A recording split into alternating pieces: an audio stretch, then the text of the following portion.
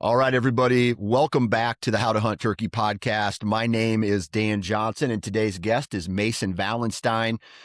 Mason, how's it going, dude? Doing great, Dan. How are you?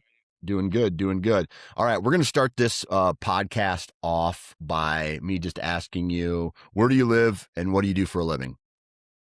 Yeah, so I live in Mount Horeb. Originally from Sheboygan, Wisconsin, but moved about 2.5 hours here. I'm in the social media. I'm on the social media team here at Vortex Optics. So anything content, social media, DMs, actually mostly on the golf side. So if you follow Okay. Vortex Golf, you'll see a lot of me on there. Yeah. Okay. But So my it's a great question time. is, how do you balance turkey season and golfing at the same time? Luckily, like with the weather and everything, Yeah. I'm able to prioritize turkey hunting more. Okay.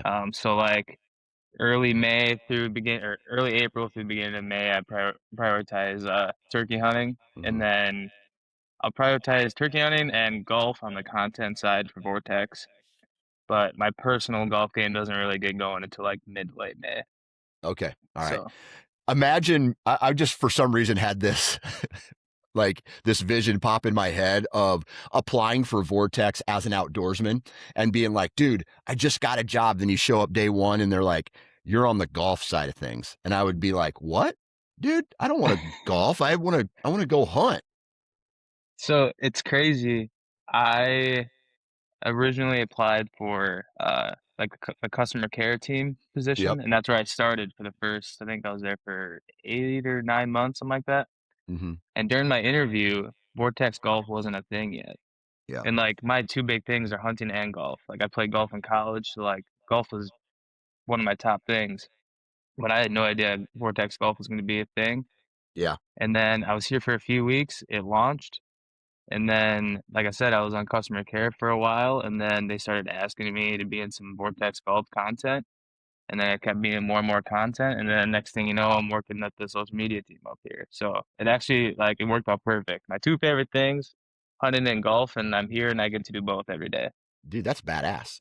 That's Pretty badass. sweet. So what do you do for like golf content? Just like go out and hit balls and that's it? We'll we'll brainstorm like ideas or like inspiration that we see online, and then we'll Mm, go either recreate that or create something new, or like golf YouTube videos as well mhm. with our ambassadors. Pretty much anything golf. Nice. Nice. Love it, dude. Love it, dude. Well, just about everybody, I think, on the social, not everybody. I know Maggie's been on. I know Eric's been on. Graham's been on. Sawyer's been on. Mark's been on. So now you've been on along with some other Yeah, guys from Vortex. So welcome. I appreciate you thank you. taking time to do this, man. Appreciate you Um, having me. yeah. All right. So turkey. Okay. Yeah, let's Uh, talk when turkey. did when did your turkey season start this year? So I messed up with the application. So we have it structured in zones here, Yep. and I put my third option as zone two because that's back home for me. And I didn't draw my first two options, so it gave me a zone two season four tag. Okay. And so right away, I'm like, oh my God, I'm not going to be turkey hunting the first two seasons. I need to figure something out. But luckily, Cole and his buddies went to a different state across the border and asked me to tag along. So that was like the first season for us. So the first weekend of season one, I was able to go hunting. And then What my were the dad had dates on his, that? I think, so we actually have to double check. We were supposed to go the weekend, and then there were some nasty storms that week. So we left a little bit early. We got in there on a Wednesday night, hunted Thursday, and came back Friday. We hit it for one day. But that's really all we needed. I think it was the 16th of April, Okay. All right. so So that's right mid-April. around that. That's right around when the Iowa seasons start to open and things like that. And you went to Minnesota, correct? Yeah. Okay. Yep. All right. So that's a little bit north. I mean, it felt like, I had my knee surgery, so I wasn't able to get out. I was only able to drive around, but it felt like green up came really fast this year Hmm. with all the Yeah. water we had in April and then followed by a lot of sunshine. Uh, was it pretty bare in the timber when you went out in April in Minnesota? Yeah, you could tell like the buckthorn was starting to green out a little bit. Yeah, But other than that, it wasn't too green yet. yeah, Just that nasty stuff was starting to green up pretty good. gotcha. But I Okay, wouldn't say you could really get away with the woods is open. You weren't getting too far in there. yeah. What? How many guys did you go with over there? Six guys, Six six dudes. guys, six You went. dudes. We camped out Okay, at this little campsite, and four of us tagged out before noon on the first day. that's bananas. Okay, so you went on a Thursday, Friday, Saturday. You said We left Wednesday night after Wednesday work, night.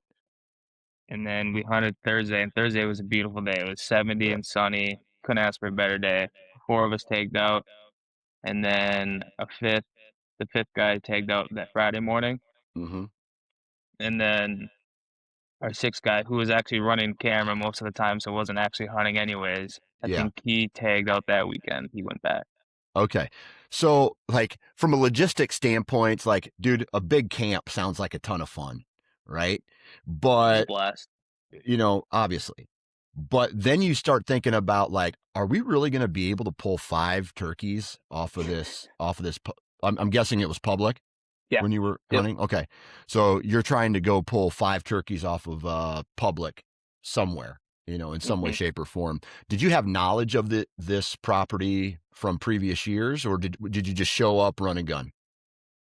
I did not. Some of the other guys have been there before.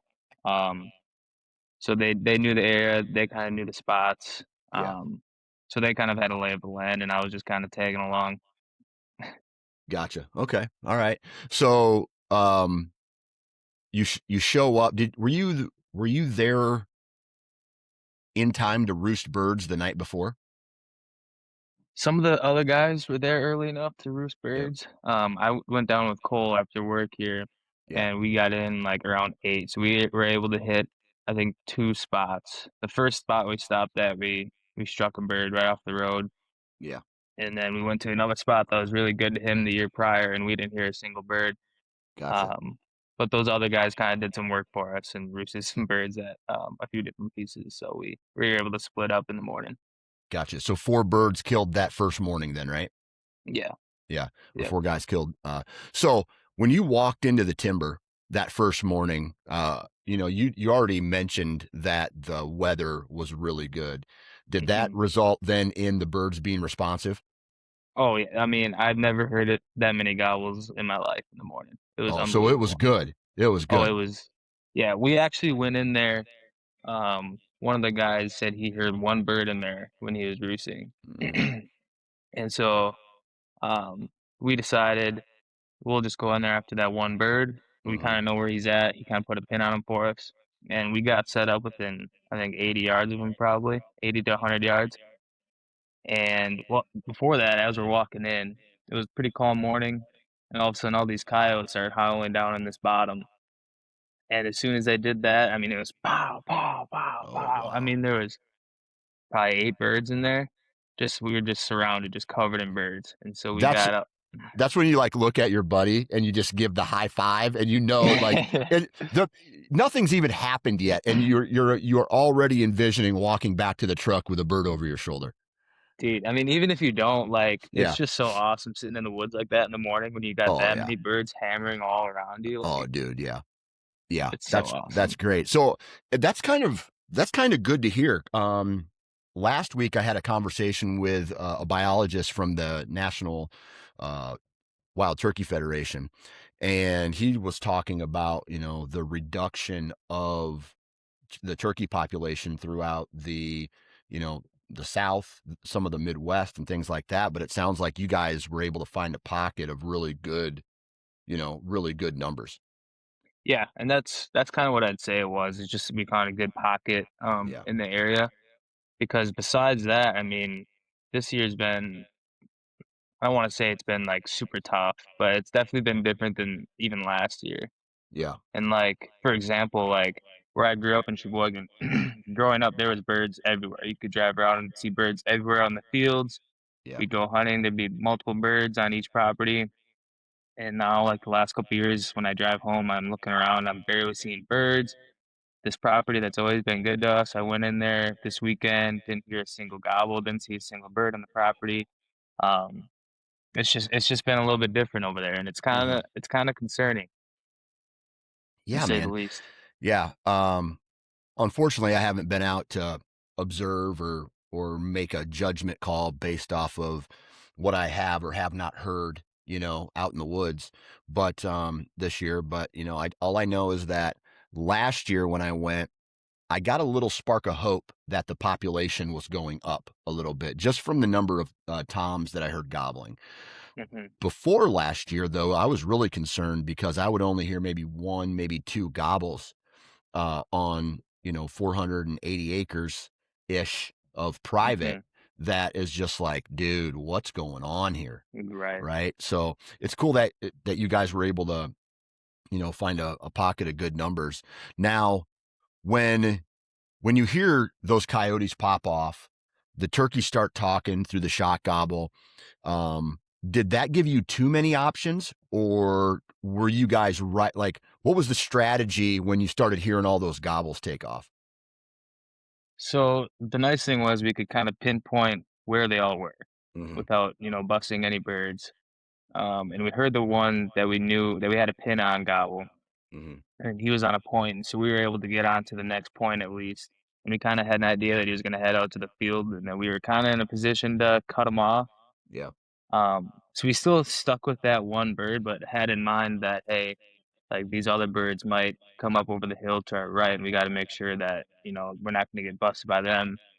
So we kinda we kinda gargled ourselves a little bit, I'll admit, with our setup, but we were still in a pretty good position to where even if it didn't work out off the roost, we could reposition on them if they're to head out to the fields on the other point. Hmm. Um, so, I mean, yeah, it still worked out. We still kinda focused on our original plan, but kept in mind of all these other birds that were in the woods with us. Yeah. Yeah. So nothing came in silent behind you. Did you have No. when you set up? Did you set up with like one guy focused on the main bird and then maybe another guy flanking that had a little bit more visual of the area so that nothing came in behind you guys? Yeah, so the guy that was with me, Mac, he was actually a cameraman for the morning. Hmm. So he was set up to my right where those other birds were. So if they were to come that way, he'd have a visual on them. Yeah. And I had a better visual than he did, I'd say, through the woods, on that other bird that we Gotcha. were originally focused on. Gotcha. Okay. All right. So you get set up. What happens? Yeah, so the original bird that we had a pin on, he was actually roosted with like two or three other birds. And so they flew down, heard him fly down, and they were still hammering at everything. I mean, crows going, songbirds, whatever. They're just hammering at literally everything. And so we're just sitting there soft calling, and I see them working through the woods. And at first, when I saw him, he was walking towards us. And I mean, Hmm. this is going to happen fast. But he eventually worked out into the field. Him and three others were out in the field, and we were probably set up 80 yards from the field, and they were working towards us, but along the field edge. And so, like, now the field's like off to my left, and so we're just kind of watching them work and work. And then they were gobbling at everything, but they had no interest. And it was a little weird because we didn't see any hen with them. We didn't hear any hens with them. Yeah. But they kind of like had in mind that, hey, we're gonna go this way, and this is what we're gonna do.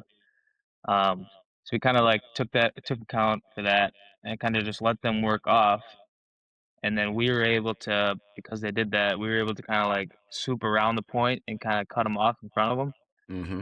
And there was one that was trailing them, and so we let those first three work off because they were going off into the private, and they just didn't want to play ball, even though they were gobbling their heads off. Was And there then hens this with them? one, no, I mean, at No least we hens. didn't see any. No, Okay. they just went out into the field and they weren't leaving the field.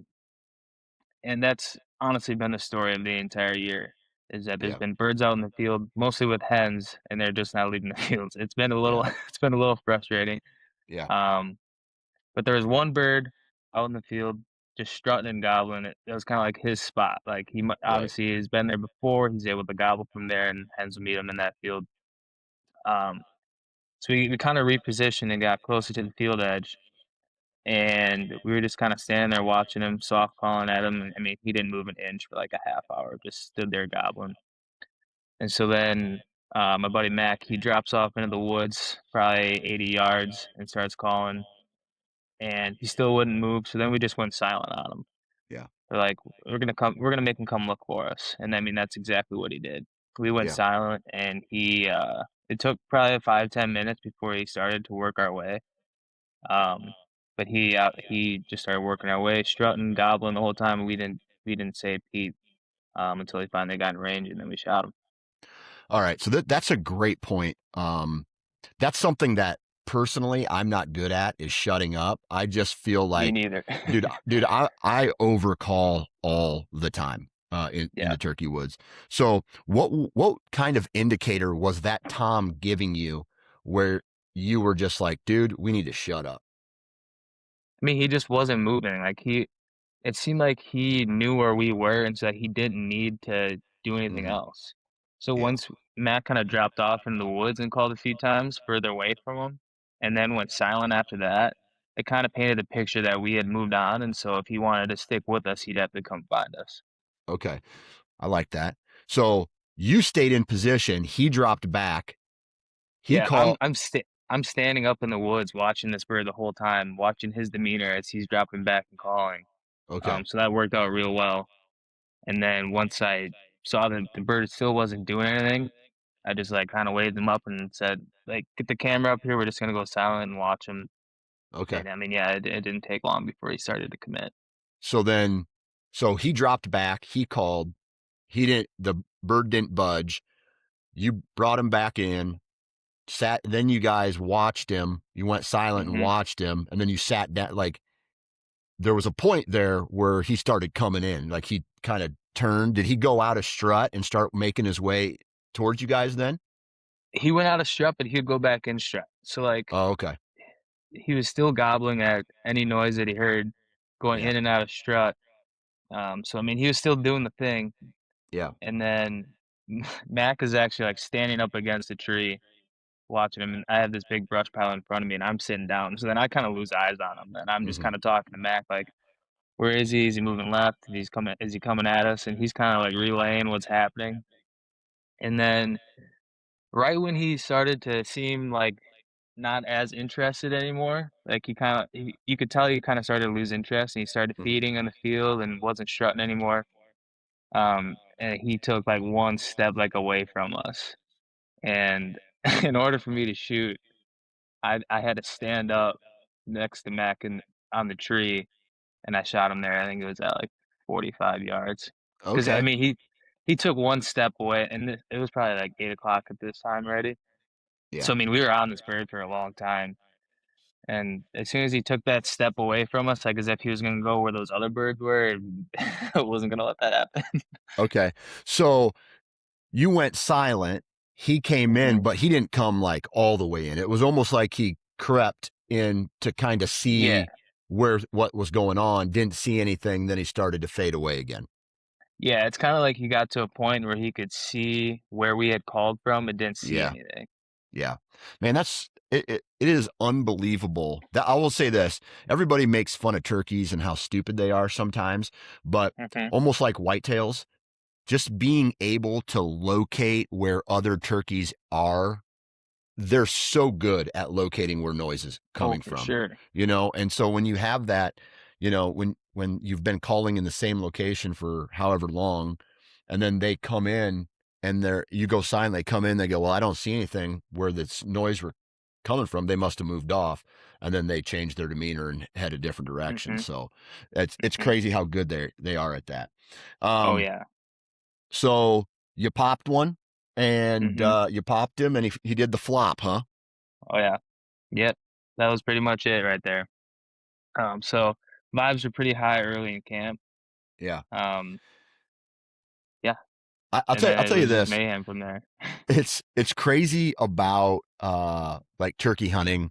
I don't I appreciate a good long weekend of turkey hunting and or a week of getting after it hard, but I don't know, like I've shot deer early, like right away, and I've kind of missed hunting the rut for deer, but I will never turn down a bird like flying off the roost and walking right to me and me blasting his face and then just like my season's over. Like Yeah. I'm 100% okay with that, especially Hmm. that, if I was with a crew and then you turn into the guy who just calls, you don't even have to bring a gun with you anymore. Hmm. That's like for me, that's so much fun. Oh yeah. I mean, yeah, you can't ever turn down a bird that's gonna do it right for you in the morning. Oh, exactly, exactly. So then at that point, did you turn into the caller, a backup caller? So Mac didn't have a tag at that point, so we had to drive back into town, got him a tag, and Okay, then yeah, then I was on camera for him. gotcha. And Cole was off with his buddy, and they had both tagged out that morning. Kind of same thing. Shot one in the Hmm. morning, flipped rolls. Cole shot one. Um, so yeah, it was kind of like I was on gun, Mac was on camera. I shot, he flipped. Cole's buddy was on gun, he shot, they flipped. So I mean, it worked out really well. The fact that we So were able to get that many birds down with not everybody like separate on their own gun, like yeah, yeah, that's pretty cool, man. So you had four birds down before noon on that first day, and then so like you said it was not as good after that, right? You had to put a little more work into it. yeah, back in like just back in Wisconsin, just these Oh, last couple weeks, it's yeah, okay, yeah. I gotcha. So, That trip was great. but from a Minnesota standpoint, you flipped and then you went back out into the woods and birds were still responding and they came in right away that same day. Yeah, Oh yeah. shit, dude. We were at like different pieces, Yeah, but yeah, I mean they're hot all morning long. The yeah, afternoon got a little bit quieter. I'd yeah. say after like the 1 o'clock time frame. Um, but yeah, Cole and his buddies they were striking birds all morning. Okay, so with that said, were you running into any other hunters out there, or was it just like it was perfect, like I nobody mean, else? it was perfect. Yeah, We didn't run into any other trucks. that's We saw crazy, some man. trucks when we were driving in. The first night at a bigger piece that we didn't even go to. There was a Hmm. bunch of trucks there, but I mean, it seemed like every spot that we wanted to go to, we had it to ourselves. Nice, dude. That's crazy. That's a Yeah, good feeling knowing that you're supposedly the only people out there and you got birds talking, man. Dude, it just yeah, sounds like you created what everybody dreams of as far as a hunting trip is concerned. That's pretty badass, dude. And so you made the mistake of filling out your turkey uh, tag or your application for Wisconsin, and so it got pushed back into a different season. Correct? yeah. Okay. Which was this? It started like this past Wednesday. Okay. All right. So is it done now? Is it over with? Uh, Today's the last day. I was Today's the. lucky enough to get a bonus tag for season three in two different zones. Mm-hmm. So luckily I tagged 4 birds already this year before like my season that I drew. Okay. But I wasn't able to hunt first or second season here in Wisconsin like normal. Okay. So how many birds? So you got a bonus tag for three, and then you Hmm. had your other tag for four, right? Yep. So, but you said you shot four birds. What did you? How did you get that other tag? Where from? So I got the one in Minnesota, a bonus tag in two different zones for three. Okay. So I got one in zone three and zone one here in Wisconsin, and then I filled the zone one season four tag. Okay. Wow. So a hunter in Wisconsin, if they do it right, can hunt a lot of turkeys. Yes. Oh, Yeah. that's crazy, dude. Okay. It So is it is a little bit nuts. Wouldn't be surprised if something gets changed by that about that yeah. in the future. Do you think they're handing out too many tags? I I don't know. I'm indifferent about that because I mean it's so fun. You get so many Yeah. like you can get enough tags where you can have a full season. Yeah. I think it really depends on the area, and I don't know the numbers from zone to zone. Yeah. I'm not in tune with all that, like the turkey numbers and stuff. Yeah. Um, some areas it's like it seems to be just fine. Yeah. Um, and you can kind of tell like zone two, like where I'm from. Um, you can't really get that many bonus eggs. You can maybe get like a fifth or sixth. Hmm. They do pretty well. I would say they do a good job of like zone to zone, like how many tags are given out. Gotcha. Okay. All right. Cool. All right. So, talk to me about. I mean, it sounds like you found success. Obviously, you shot Hmm. 3 birds in Wisconsin, but you had to work harder for them. Sounds like. Yeah, I mean, it seemed like last year, every time Cole and I went out, we would we would strike a bird and he'd come into the gun. Hmm. Like, I mean, we kind of knew like going into this year, like last year was so unbelievably great to us that we kind of knew already that it wasn't going to be the same. Yeah. Um, but yeah, this year it just seems like we're not striking as many birds, and there's been a lot more birds just hanging out in the fields with hens. I mean, I have this one property, and there's a bunch of toms on it, but it seems like each one has 6 hens with them, and he's just out in the field. Yeah. Yeah. All right. So, walk like you. When was the next hunt after this? The April 16th or whatever time frame. When was the next one? The next one was so I actually went home the following weekend, home with my dad. He had Okay. a second season tag back home, so I just went home to hunt with him. We had a quick we had a quick hunt that day as well. Um, and then my following tag would have been that following Wednesday for third Okay. season. Gotcha.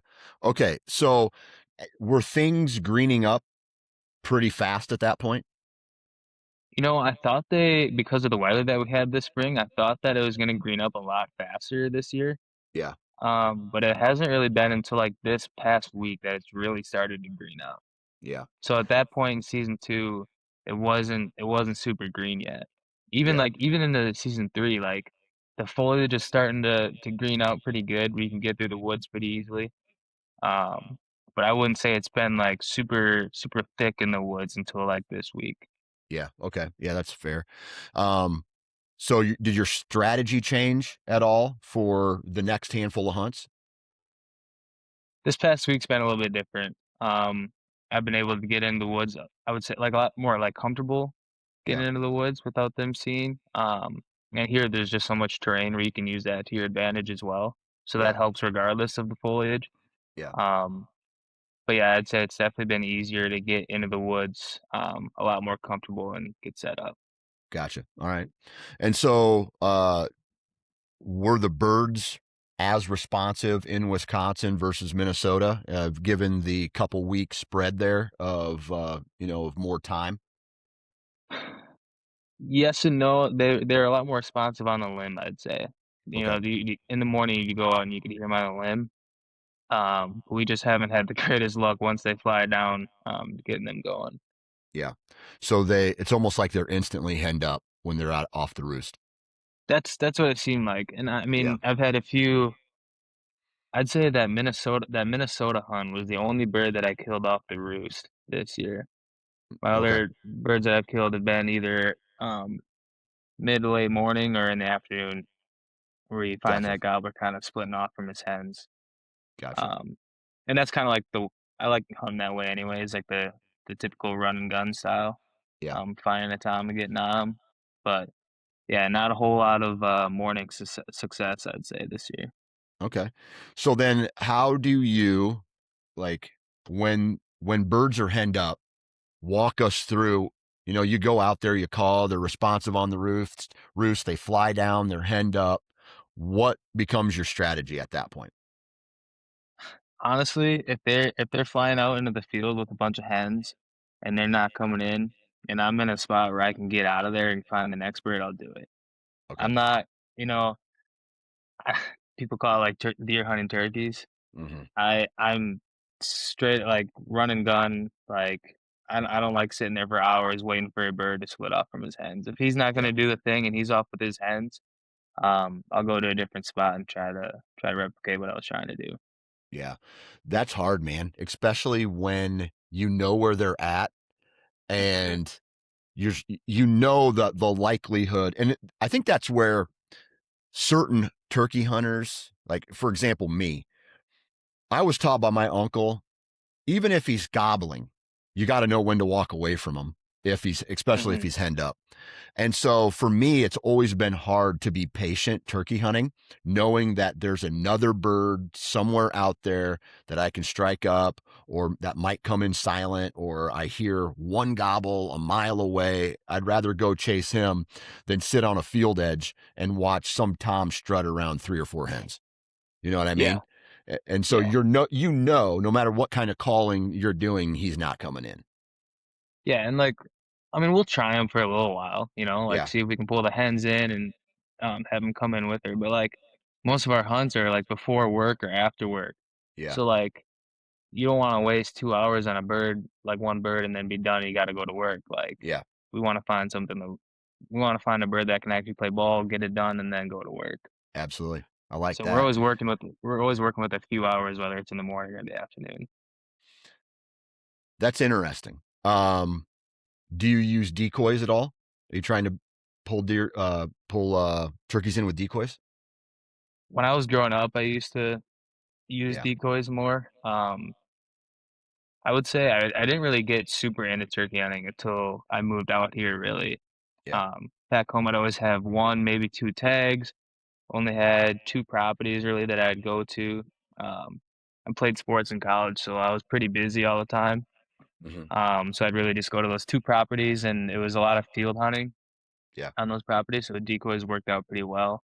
Yeah. But I'd say since I moved out here, I haven't really. They're always in the back of the truck in case, a Yeah. scenario pops up where, hey, I know these birds are roosted right off the field edge. We can get in tight and use a decoy just to pull them in. Because if we're Yeah. going to be calling, we want them to at least see something there. Yeah. So I always have them in the back of the truck, but I haven't pulled them out yet this year. Gotcha. And I'm going to take this opportunity, talking about decoys, to talk about one of our partners, and that's Montana Decoy. Montana, dude, lightweight, packable. We're talking not only turkey. They've just come out with some new turkey decoys that are badass. I've messed around with them. Obviously, haven't used them this year because of my knee surgery, but I can't wait to get out. Hopefully this weekend, I'm going to try to force myself to get out for one last hurrah before the season closes, and I'm going to put those things in a field, and hopefully something walks in. But MontanaDecoy.com, they have turkey, they have elk, whitetail, mule deer, you name it, they got it. They're badass. Go check them out. All right. As you find these turkeys are henned up, and you've given them the time to play ball with them, and Mhm. then you walk away, you're going to go strike up another bird. Is there a method to how you do that? Honestly, not really. I Just mean, walk through the woods and call, basically. yeah, I mean, most of it, I'd say most of the spots around here, um, going to a piece of public, strike a bird, doesn't work out, bomb to another piece, walk in there, try to strike a bird, Mm-hmm. nothing, walk out, go to another piece. That seems to be a lot of what we've been doing this spring is just finding a bird. If he hammers, we'll go in after him. But we've had a lot of scenarios this year where we'll strike a bird off the road or up from the parking lot, Mm-hmm. and we'll go in after him, and then we'll just hear nothing. I mean, Yeah. there's been a lot of scenarios, even just last week, of Cole and I. We'll go to a spot, we'll have a bird on the limb, we'll get in on him. He'll be hammering on the limb, he'll fly down, we'll go quiet, we'll sit there for a half hour trying to call him in, nothing, and then we'll walk a mile out of there and go to the next piece. I mean, Yeah. we've been getting our butts kicked pretty good this past week of just striking birds, but then once we make a play on them, they seem to just disappear out of thin air. Yeah. Yeah, that's pretty annoying, especially after like hunting a couple seasons where they basically just hop in the back of your truck, right? You don't even Right, need to shoot them, right? That's how dumb they are. right. But but but yeah, that can definitely be annoying. So what happens at that point, right? You just keep going through the process of going in, trying to play ball with them, and then going out. And then, have you killed any birds in the afternoon? Yeah, I've killed two of my birds have been in the afternoon. Okay. I killed one last week where there was a bird out kind of in this low spot in the field. Hmm. Um, Seemed to be all by himself, and so I was able to just swing around using the terrain and got in the woods behind him. Hmm. And at first, same thing. He hammered back at the first 5 calls that I gave him. I kinda went silent a little bit. He went silent, and so, like, at that point, I'm like, "Oh, okay, he's coming in." Yeah. Call a few times again, nothing, nothing. Okay, maybe he's working in. Hmm. And then it got to the point where it was a half hour, and I knew I was within 200 yards of this bird, and I just wasn't seeing him. And so I figured he was just working off to his hens like normal. It's been happening all year.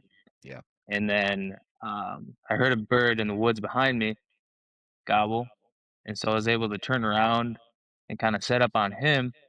And right as I did that, I called again just to locate him to make sure I was in a good spot Hmm. because there's this little bench in this woods that I wanted to be on. And right when I called, all of a sudden, 3 toms hammered in the field to my right, like within 100 yards. And so then I had to swing around again, and then I was set up on the field edge. I was like 20 yards into the woods, but now I'm facing the field. And I mean, these two birds were hotter than whatever, and they Yeah. came in. I mean, they did it right that time. So you just caught them at the right time, probably chasing hens all morning, and then they went to I don't know anything about this term, but like strut zone, right? Like Right. you hear people talk about, well, this Tom in the afternoon, he's going to be in his strut zone. Hmm. And sounds like that kind of was where he was at, where those birds were at, strutting with no hens around, hoping something would come in. Yeah. Who knows? I mean, Yeah. they like to go down in this bottom, like kind of in this valley during the Yeah. day, and then they'll like kind of pop back up into the fields in the afternoons. And so I think I was just set up in a good position where that's kind of where they wanted to go anyways, and they probably Yeah. heard me calling from that spot, Yeah. and they obviously worked in silent until they got to about 100 yards, and then they hammered. And I actually that was the first time I ever self filmed, and I was able to get it on film, so I Oh, was pretty damn. pumped about that. Nice, We dude. Yeah, we it's kind of funny. We bought this. It's like a monopod for filming golf videos, Yeah. and it's just like a stake in the ground, and it's got like a Mag Pro to put your phone on a magnet Mm-hmm. stand. And I just kind of stuck that in the ground next to me, and I was able to like swivel it around, and they put it in a spot, and they walked right through, and I got it all on film. So That a boy. I was pretty pumped up about that. It was pretty That a cool. boy. That a boy. Well, it sounds like, well, with 4 turkeys in the bag, man, it sounds like you've had one hell of a turkey season so far. Yeah, yeah. It's tough as it's been at some times. Like, still been really fortunate to bag a few birds this year. Yeah. Yeah. It's hard to hear you say it's been tough at times, I knowing that know. you've killed 4 turkeys. It's yeah. I know. I sound like a prick, but it is what it is. You're that good, right? You're that good. Well, I wouldn't say that. No, no. I'm just giving you shit. Well, dude, man, I really appreciate you coming in and talking a little bit about your season thus far. I really appreciate it. Yeah. Um, Thanks for having me. and are you done now? Are you done for the year, or are you piggybacking with buddies? A little bit of both. We still Yeah. got 2 weeks left here. Um, Probably we'll hit some mornings and afternoons again after work. Um, Do my you have a schedule tag gets left?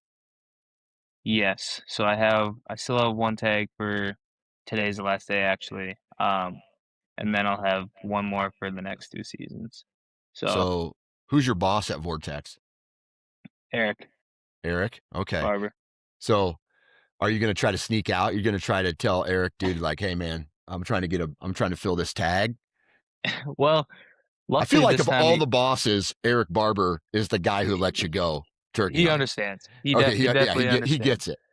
Yeah. Luckily this time of year, I mean, it gets bright so early, like Yeah, 3 hours before work, and then I'll have 4 hours after work, so I really don't have to take any time off. there you go, Um, there you so go. it works out pretty nice. Perfect, dude. Well, Mason, man, good luck with that final tag, burning a hole in your pocket, man. Hopefully you connect. Thanks for taking time out of your day. For those of you who have been listening religiously to the How to Hunt Turkey podcast, man, do me a huge favor. Go to Spotify or iTunes, wherever you download this podcast, subscribe to it, like it, do all the things, leave a comment. Also, if you want to watch this, we are also on YouTube. So go check out the How to Hunt Turkey podcast on YouTube as well. But other than that, appreciate your time and good luck to everybody the rest of the season. Thank you.